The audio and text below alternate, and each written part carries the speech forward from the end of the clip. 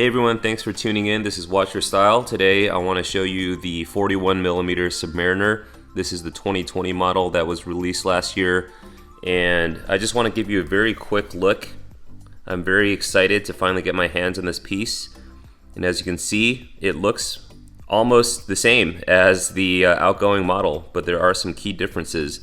For example, the lugs are shrunken down from the original 40mm sub to have a more tapered profile. There's a little bit less prominence in the maxi case design. The bracelet has gone from 20mm to 21mm in width, and instead of tapering down to 16, and now it tapers down to 17 at the clasp.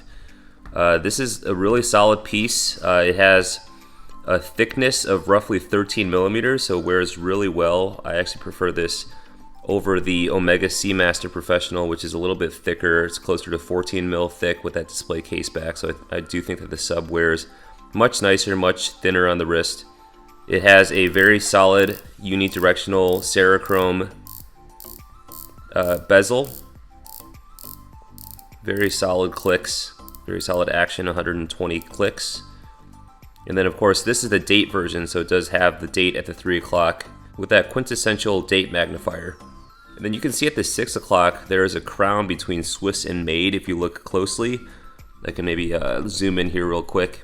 But that crown between Swiss and Made, that is on all of the newer Rolex models. So that is one way you can quickly discern at a glance that this is the newer Rolex sub versus the previous generation. Now the clasp, of course, is Rolex's amazing, features Rolex's amazing glide lock system where you can pop that open and adjust the bracelet size on the fly, which is really convenient.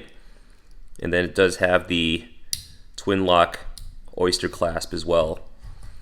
The bracelet on the whole has definitely been bulked up a little bit due to that 21mm bracelet width now, but it still features that nice taper, and it does wear very well on the wrist. You'll see that there's crown guards here.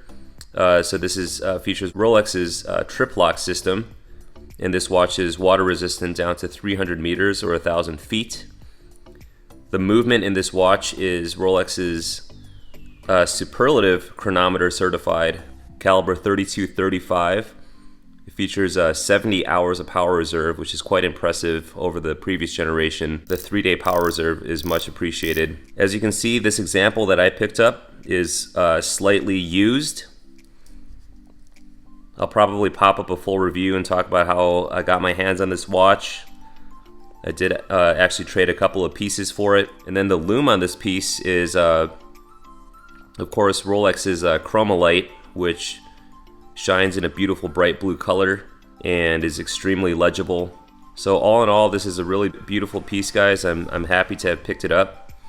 I will probably be doing a full review of this watch along with a side-by-side comparison of my BLNR, my Batman on the Jubilee bracelet. It'll just be really interesting to compare these two side by side, look at the different dimensions, the measurements, how they wear on the wrist. These are both very iconic pieces in Rolex's lineup. So I don't know, I think it'd be pretty cool to get these two in front of the camera. Let me know what you guys think about that idea.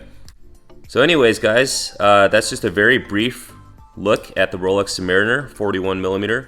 Again, super excited to have this piece in my collection, and very thrilled and excited to show you guys the full review and dive deeper into some of the details, so to speak. So again, thanks for tuning in, guys. Hope you enjoyed this very brief video. Hope you guys have an amazing rest of your day, and I will catch you very soon.